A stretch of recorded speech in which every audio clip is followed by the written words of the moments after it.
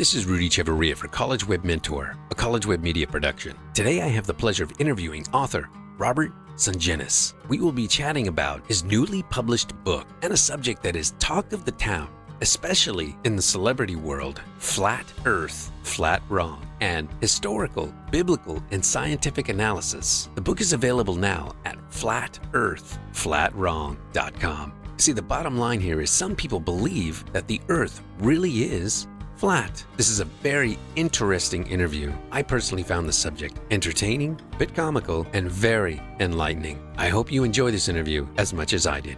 Please, what is your education, your background? Where'd you go to school? My professional expertise with my degrees is in theology and biblical exegesis. Brilliant. But I've always trained in science. Actually, I was going to be a doctor like my father. And so I used to work in science all the time, and I was actually a physics major in college before I turned that into a religion major, and that was at George Washington University. Great school. Great school. Yeah. Then I went to a seminary, probably one of the better ones in the country, Westminster Theological Seminary in Philadelphia. Got a master's degree there. And then I have a PhD in religious studies from Calamus International University. It's not accredited in the United States, but it's a legal degree, and those are where my degrees are. And so basically, I know a lot of science, and I know a lot of Bible, and I know a lot of theology, and I've written 44 books in the last 25 years on all those subjects. The last one being the book titled Flat Earth, Flat Wrong. And that's what we're going to talk about tonight, I assume. Absolutely. Is there a website where our listeners can check out as they're listening? That is flatearthflatwrong.com. And Robert Sungenis is on Facebook. Robert, what made you decide to take on this topic, Flat Earth? Well, I was actually asked to do it by another organization, and they said to me, this is funny, because they asked me, can you just write a 30-page paper and put this thing to bed, because, you know, it's bothering some of our patrons, and they keep asking us questions. And I said, yeah, sure, because I had already written a smaller paper on it, and I put it on my website a couple of years ago. And, you know, I didn't think it'd be such a big deal, and it turned out to be a much bigger deal than I had imagined. As I started to write this paper, I began to see that it was a rabbit hole, because they keep coming up with new arguments. So you have to be on top of all this. Push came to shove, the book ended up to be 736 pages long, when it was supposed to be just 30. Do you think that the reason why people do this, especially like some celebrities, just because they want to be in the news, or they want to be in the press, so they just kind of cling on to this and then it has a rebirth? Well, let me turn the tables. Yeah. This is the first time I've done that. If someone were to come up to you, somebody would come up to you, Rudy, and say, Rudy, I want you to prove to me that the earth is round. I'll give you a minute, write it down, and tell me what your proof is. Would you be able to do it? I think as long as I have my cell phone, I could. And what would you do on your cell phone? Probably Google the space station, a live camera, and say, okay, can you see the Earth rotating? End of story. And and I'd probably send them the link. So the flat earther would come up to you. Now, a good one, that is, not a novice. Right. Flat Earth would come up to you and say, well, did you know that there's so many problems with the International Space Station that thing can hardly fly, much less take pictures of the Earth? And we know, we have information that it's actually a fake, that they're just putting pictures up there of the Earth, and that's easy to do. But there's really no International Space Station up there. And what would you do then? Well, I'd probably say it was the Challenger shuttle. Was that blow up? Was that fake or was that real? Oh, okay. So now you want to get to that. Well, you know, if you want to talk about that, well, you know, did we really go to the moon or not? You know, it's what the flat earther would say to you, you see. So, in other words, you see how deep this thing can go. Yes. One thing leads to another. Correct. So a person like yourself who's not well versed in science, think that you have an answer, and it may be a good answer, but believe me, the flat earthers have already thought of this, and they have an answer back to you. So let's say Kyrie Irving, who's one of the guys, you know, he's from the Boston Celtics. He has said that he believes the earth is flat. Of course, he's kind of walked that back a little bit when he was interviewed a couple weeks ago. But he had at first said he believed in it. And how much do you think Kyrie Irving knows about the ISS or about physics in general or anything related to the flat Earth other than what he's been taught? And that may not be much. Correct. Considering he plays basketball for a living, okay? Correct. But he was probably confronted with something, and he wasn't able to answer it, and it looked really good from the flat Earth side, and and he just didn't know how to answer it. The whole thing, basically, with the flat Earthers is not only the evidence they think they have, but it's this whole milieu of suspicion that they have about society in general. NASA leading the way on that one because they don't believe anything NASA says. And then there's all these conspiracy theories that they hear, and half of them turn out to be true. Pizzagate, Twittergate, this gate, that gate, and the whole corruption. And they add it all up, and they see that the world is going to hell in a handbasket. And so they say, well, you want to know what the mother lode of all conspiracy theories is? It's this, that the Earth is a globe. And so let me show you. At first they'll get your attention, and then so let me show you some evidence. And, of course, this evidence they have has all been carefully built up to make it look like the Earth is flat. One thing leads to another, and they got this whole suspicious mentality of our society. And a lot of people grab onto that because they see a lot that's wrong in society, too. Yeah. And if NASA lied to us, they want to know about it. It's like Area 51. Is there really something there, or is there not? And that is a whole nother can of worms. Or Sure is. I mean, there was just something on TV a couple weeks ago where some jet pilots have ran into some object that was moving way past any capability we have, and it was on the news. I saw it on the local news. So the flat earthers have evidence like that. Sometimes it's even better than that. Yeah. So in order to begin to deal with it, you have to go down this rabbit hole, and you got to know the physics. You have to know how cameras work. You have to know about air refraction and all kinds of things you have to know about. So I can see how people would be bamboozled by it if they don't believe it outright, would sort of give it a license to go perpetuate itself. I feel like it does go back to a biblical type of proof, and I'm really anxious to hear what you have to say. The first thing that needs to be said is that the Hebrew language of the Old Testament did not have a word for sphere or globe or anything of that nature. And Hebrew didn't have a lot of words. Didn't have a word for oval or rectangle, things that you and I are so familiar with now from the Greek language. There was a word in classical Greek, sphereo, for a sphere, but that's not used in the New Testament. It's not used in the Septuagint translation, the Greek translation of the Old Testament. What you then have to extract from the Bible, by the way, the Bible doesn't have a word for flat disk either. So the flat earthers and the globe earthers are caught basically trying to figure out what does the Bible say from the fact that neither word is used. So what you're forced to do then is you go to passages that seem to be talking about the shape of the earth, and one of those would be Isaiah chapter 40, verse 22. And that passage says that God is looking down from the heaven above on the earth, and he sees, quote unquote, the circle of the earth. The question is, why did he put circle of the earth? What does that mean? Well, the flat earthers will seize on this and they'll say, well, a circle is a lot closer to a disk, a flat disk, than it is to a sphere, you see. And so there the argument will start. They'll say to you, if God wanted to, or if Isaiah wanted to tell you that God looked upon the sphere of the earth in Isaiah 40:22, then he would have used a word that was closer to a sphere. And one of those passages, Isaiah 22:18, I think it is, Isaiah uses the word ball. That's our English translation of the Hebrew word kador. And so the flat earther will say, well, look, here Isaiah is using the word ball, and that's close to a sphere, or is a sphere. If the earth was a sphere, then Isaiah would have used it, Isaiah 40, verse 22, where it says circle of the earth. He would have said the ball of the earth. That's a pretty good argument. Absolutely. That's where you have to start the whole thing. And, a lot of these flat earthers, they're not dumb. A lot of these people have gone to college.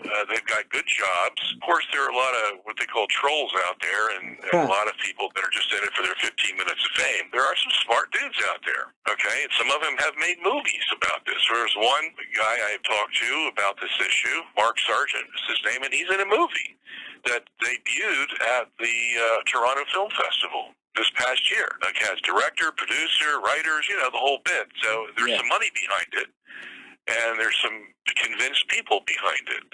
Okay, so and a lot of these people will use these biblical arguments that I'm giving you. So the question is, how do you deal with this? So here's how you deal with it. First of all, the word circle in Hebrew in Isaiah 40:22 is the Hebrew word chuk. The Hebrews they always seem like they're trying to clear their throats, and that's one of them, is chuk, is the way you really say it. And the thing is, that word, yes, can refer to a circle, okay? But what it's really referring to, if you look up all the passages in the Hebrew that use chuk, it's referring to a shape, a circular shape, and not to a three-dimensional object like a disc or a sphere. And it's a circular shape because a circle basically is two-dimensional. And if God were looking from above and he'd look down on the earth, he would see it as a circular shape. But from that circular shape, you couldn't tell from that height whether it was a sphere or whether it was a disc. So you can only take that Hebrew word so far, and then you're stuck. And that's the first way you would answer it. You would say to them, look, you can't use this for a flat disc because that's not the intent behind the word. And we can tell that by the way it's used in other passages. For example, in another passage in Isaiah uses the same word chuk for the heavens, the hemispherical heavens, and he calls them a chuk. The question you would pose to the flat earther is, well, how can he use the word chuk as a hemisphere when you say it only means a flat disc in this original passage, Isaiah 40:22? He hasn't investigated this, believe me, okay? He's out of his depth on this. So you show this to him, okay, so you take him back a few steps, and you have this contradiction. Then you go back to this other passage in Isaiah 22 where it talks about God throwing Israel into another country as if it were a ball. You show him this Hebrew word door, and the word does not mean ball. Okay, that's just the way the English translator put it in this passage, because that seemed to be the easiest to him. Really what door means is something that rolls.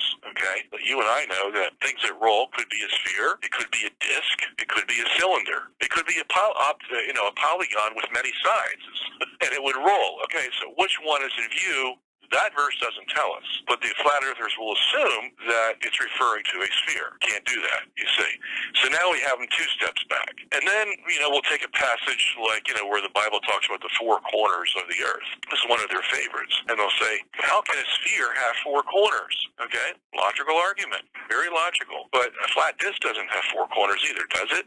Well, okay, that means it can't support the flat disc model, although it may not support the spherical model. So that's one step you take them back. And the next step you take them back is you say, look, let's look at this Hebrew word for corner. Does it mean corner in the sense that, you have a house and you sweep dirt into the corner, an abutment that has a 90-degree angle?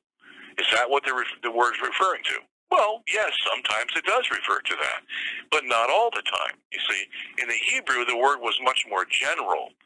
Really what it meant was an extremity that's away from the center. It could be curved, it could be square, it could be any shape. It doesn't really matter in Hebrew. As long as it was an extremity away from the center, it could have a curved shape and still be called a corner. You see, or it could be a region of land that was away from the center of the city, and they would call that the corner of the city. You see, but it would not even resemble a corner, technically speaking. It might just be a region of space out there. They even called the curve of the beard in Hebrew a corner. But it's not a corner in the sense that you and I are thinking of corner. It's actually a curved line that they call a corner. You see, so you have to educate them basically on what the Hebrew language did, and that's all there is to it. I kind of find it hard to believe that the space shuttle went up there. I'm referring to the Challenger, and then it blew up. Yeah, well, NASA gets himself into trouble Yeah. By their own doing. And the flat earthers are smart enough to pick out the anomalies and make hay about them. And it makes NASA look pretty bad. But NASA's the one who started these things. And I'll give you a perfect example. You read it in the historical part of the book. Uh-huh. But, you've heard that, you've seen a picture called Earthrise. It's a picture of the Earth supposedly rising above the horizon, and the cameraman is supposed to be on the moon, and he's taking a picture of Earth rising just like we would look at the moon rise or the sunrise, okay? Right. Very famous picture. So you turn the contrast up on this picture and you see what NASA did, and basically the contrast shows you that it's actually a rectangle with a picture of the Earth inside the rectangle, and the rectangle was pasted onto the photo. And you wouldn't be able to see this under normal light. Under normal light, the rectangular part is hidden. It just fused right in with the picture. But under different lighting, you can see it. So somebody manufactured that whole picture. Okay, so I mean, if you were a flat earther, what would you do? I'd have a heyday with it. Yeah, Definitely. I mean, you just advertise this, the kingdom come, as another example of NASA lying to us. Okay. Yeah. So there you have it, and that starts the whole ball rolling down the hill. I mean, I get it. It looks fake, but at the same time, I feel like, well, that happens all the time in the press. People want to see, so they just, all right, well, we know what it looks like. We don't have the technology to show them. But we can just give them an example of what it looks like. Sure. And the same thing happens when NASA is taking normal pictures of the Earth. For example, if they send up a satellite, say 500 miles up or 1,000 miles up, and they want to take a picture of the Earth, well, they have it at that short distance because they want some detail of the Earth, okay? But if you do that, you're hampered on the other side, which is that you're not going to get the whole Earth. You're just going to get peels of the Earth. Every time that satellite goes around, you're going to get a peel, and a peel is wide in the middle and very narrow at the ends. And so you have all these peels, and now in the photo lab, you have to put all these peels together. And how are you going to do that? Well, you're going to have to put in some clouds and water, okay, that wasn't there before, because you have to join all these peels into a sphere. And NASA admits that they do this, okay? Yeah. But that's just fodder for the flat earther, because he says, oh, what did we tell you? NASA uses CGI in all their photos of the Earth, and so... Yeah, or like when Voyager, for the first time, showing us images of Saturn and Neptune, things we'd never seen before. We'd only speculated. Yeah, but then the flat earthers will ignore all the satellites that are out there, called weather satellites, which are 22,000 miles above the Earth, and they can take a picture of the whole Earth. As a matter of fact, the Japanese just put one out late last year. That was not a composite, was not CGI, it was just a picture of the Earth. How can it do that? Well, it's far enough away that it can do that. But of course, the whole game for the flat earther is to deny that these satellites exist. Not even one of them exists for these people, because if they were to admit that there is a satellite out there that can take just one picture of a whole Earth, the game is over. And they know that. So it has to be this raucous kind of boogeyman approach to NASA that they can do no good, they are no good, they lie to us constantly, and nothing they say can be believed as the truth. I got to tell you, in speaking to you about this, it seems like you have this type of almost comical air about you that you know so much that it's almost kind of, you just kind of like, it's just... Well, I got there after doing the research, okay? Yeah. I wasn't there before. In a sense, yeah, you're right. I do think that the thing is comical, because once you connect all the dots and you put it all together and you see what's happening, it does become a little funny. And so I don't mean to give that air, and I don't mean to belittle any of the flat earthers at all. I do respect them. Yeah. And I respect them, because on the other side of the coin, if we want to flip it over for a while. Which I love that you did that to me. The whole NASA narrative of how the world began, and talk about fakery. I mean, here's one theory propounded after another that they have absolutely no evidence for, like dark matter, dark energy, the multiverses, inflation, you name it. There's no evidence for this stuff. This is just the narrative that has to be told. If you start out at a certain point, that point being the Big Bang, then you have to add all these things, even if you don't have proof that they actually exist. So, I mean, talk about that last sentence I just said is what we accuse the flat earthers of doing, of making up things that don't exist, that do exist as if they don't exist. Yeah. Okay? Yeah. So they're just doing just the opposite of what sometimes modern cosmology does. What a great interview, Robert. Yeah, okay. I'm sorry I couldn't get into more of it, but no, there is a lot more. I think it's brilliant. I think it's brilliant. The book is out now, you said? Next week, they'll be able to buy it at flatearthflatwrong.com. Brilliant. And will it be on audio disc? You reading it, or is it just hardcover or soft? Not yet. Haven't got that far with it yet, but someday we will. It's a big book to put on audio disc, as you can tell. Yeah. But it will be in 4 formats. One of them is very expensive because it's expensive to put color pictures into a book. Yeah. If you didn't know that already, there's over 1,000 pictures in the book, and that runs $135. Wow. Per book. Okay. Yeah. The cheapest one would be the PDF, and that would have all the color pictures, but of course it's a PDF. Yeah. And that would be $19. Oh, that's and good. Then we have a hardback black and white and a paperback black and white. The paperback is $24, and the hardback black and white is $45. Excellent. Okay? All right, Robert. Listen, thank you so much. I greatly appreciate this, and I know college students are going to really ponder this and perhaps even learn something. Okay, great. I'm glad I could be of help to you. Thank you. You take care. All right. Bye-bye now. Bye-bye.